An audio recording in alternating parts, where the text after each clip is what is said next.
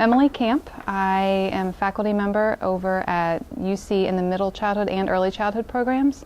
I do supervision for early childhood and teach the social studies methods courses for both programs.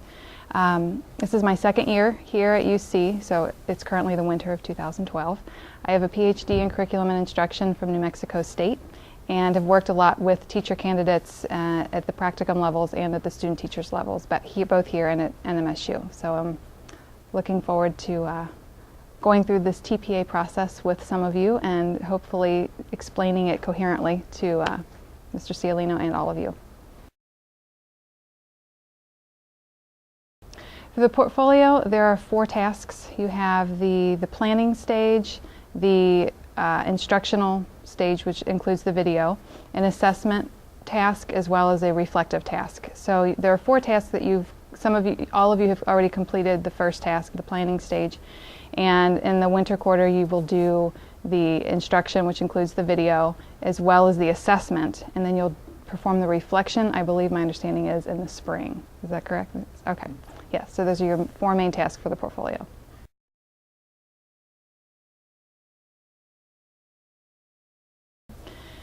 We follow the rubrics, which have been specifically designed for various grade levels or various licensure levels. And the planning stage, we're looking for, in addition to your lesson plans and the unit plans, we're looking for the background information. I know that you'll see, and perhaps you've already completed it for your methods course. I'm not totally clear on that. But you'll have to give the context as far as the demographic information, students with special needs, those kinds of things. Give as much context for the school and the class that you work for as you can. That gives the scorer an idea of the nature of the school, the nature of your classroom, and that will tip your score off in terms of what kinds of accommodations you might need to make, and any sort of special circumstance that you feel like your scorer would need to know when he or she watches your video and reads your lesson plan. So that establishes the context. You're very familiar with the unit plan itself, the kind of information that needs to be included in the unit and the lesson plans. One big piece, and you've probably heard it in your methods courses, you're going to hear it from Mr. Cialino, you're going to hear it in the spring, is the use of academic language. And that is something that spans across the entire portfolio. And we need to see, or your scorer needs to see your use of your professional language. What is the language of our profession? What theorists are you using to inform your practice and your teaching methods? Use that professional language and recognize it as that professional language. In addition to that, we also need to know the academic language that you expect your students to know, learn, and use. So it's not only the academic language of your profession, but it's also the language of the math task that you're doing with students. I've used the example before, if you're teaching addition, that students need to understand that you're teaching addition or subtraction, that you're not teaching pluses and minuses. So get those young children using the word addition and subtraction, even add-end, and those kinds of academic words that they need to know to successfully understand the concepts. So we want to see it in the writing, the calibrated, the scorer wants to see that in the writing throughout the entire portfolio, what language you want your students to learn, your professional language, and then in the video, your scorer is going to be looking for your use of that language you want your students to acquire. So if you're showing any direct instruction, what kind of academic language are you modeling for students? And then as you're working one-on-one or in small groups, are you giving students an opportunity to use that language? And if they would use, for example, pluses, that you model that for them and say, well, you said pluses, do you mean addition? So that's a really big piece, I think, that spans across the entire portfolio. You want me to go into specifics as far as for each task? Okay. For the video, you can choose 15 minutes of instruction.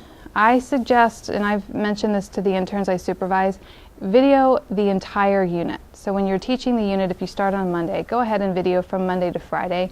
That gets your students acclimated to the video itself, and the camera itself, and hopefully by Tuesday or Wednesday, they're not all disrupted and some hamming for the camera. You'll want to do that, and then that also provides you a lot of instructional time to choose from when you go to choose the 15-minute clip that you have for the portfolio. In addition to that, I suggest using a tripod so that your mentor doesn't have his or her hands tied. Set up a tripod. If you feel like you need to move it in the middle of the lesson, you can always do that, but then your mentor has hands free as well to support you in your instruction in that co-teaching environment. Then with the video, your scorer will be looking for various forms of instruction. So I've made suggestions to interns to choose 2 clips rather than just one 15-minute clip. Choose a clip that shows you introducing the lesson in some way, your direct instruction, that anticipatory set that you might use, the instructional piece in the lesson plan that's more teacher-centered, so that we can see that kind of modeling of your academic language, how you explain tasks to students, but then also choose a clip that shows you working with students. So what is during the reinforcement stage of the lesson, what are students doing? Are they working in groups? Are they working individually? How are you helping them one-on-one? How are you helping small groups of students? So that we can also see how you support students in that role, in their role as learners and using that academic language and learning the concepts, how you provide feedback for them. All of the things that we look for in observations that you know is just simply good teaching. And just so consider each piece of that lesson plan that you write, especially that instructional phase and the reinforcement phase, is really the kind of the key pieces I would say that your score is going to be looking for. In the assessment, you'll need to collect student work. So whatever work comes out of that lesson, or the unit actually, you'll want to collect that work. And I would suggest from the very beginning collecting all of it. Just collect every student's work so that you're not put on the spot immediately to choose which students am I going to assess. Go ahead and take it all, and then when you sit down to write the assessment piece and to reflect and on that part of your lesson, you've got plenty to choose from, because you will choose a few students to, and I apologize, I don't know the exact numbers, but you will choose a few students to explain kind of how you've assessed them, where their development is, how you would target their learning gaps if they have any. If you have a student who was simply bored because he or she understood it well, you would explain how you would further their learning, how you might challenge that student in the future, and those kinds of things. But I think that it's probably a good idea to just take it all, because then you have an enormous amount that you can choose from. I would say choose what highlights your strengths as a teacher. You know, I think that you should be reflecting on each lesson. So when you start that unit on Monday, during the lesson and after the lesson's finished, you're reflecting and you're thinking, what went well, what didn't go well, how can I improve that for tomorrow? And so if you're reflecting and you're recognizing what is strong about that unit, those are the clips that you should take. Nobody expects perfection, and your scorer doesn't expect perfection. So that's what the reflective piece is about. So when you're teaching, if you feel like you missed something, you need to acknowledge that in your reflection. And that's part of that's a strength of a teacher, is to say, you know, I completely missed the boat on this piece. I didn't provide the kind of feedback that this student needed, or I didn't explain the task well enough to where those first graders went out and they had no idea what they were doing.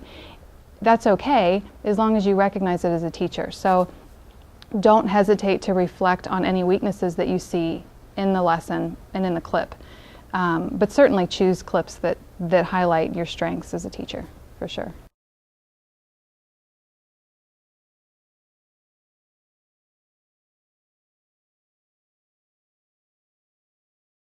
Just kind of what I said a minute ago in terms of look not only for your strengths and reflect on what you think went well.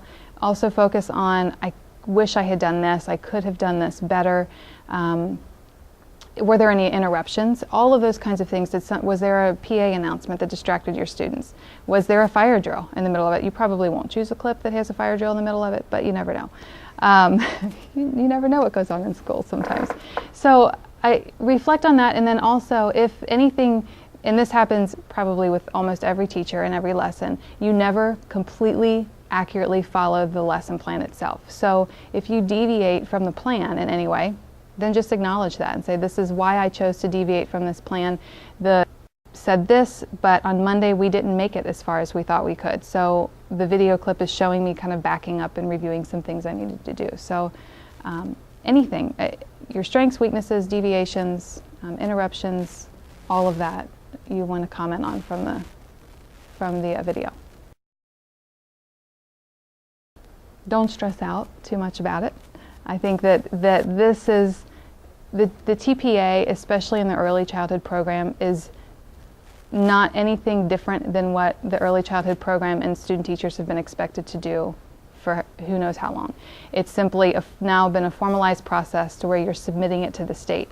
The program prepares you well for these. You know the lesson plan format, you know how to teach, you know what good teaching looks like, and you know how to assess, you know how to target those weaknesses of your own and as the students, and so you have the information. And so don't stress out. The most stressful piece will probably be just submitting it electronically anyway. So that, if you think about what's important and what's not, the content is there and you're going to have it. So you've got the support of your supervisors, of Mr. Cialino, of your methods teachers who had you in the fall, and of your mentor teachers. So that's my biggest piece of advice. Just don't stress about it.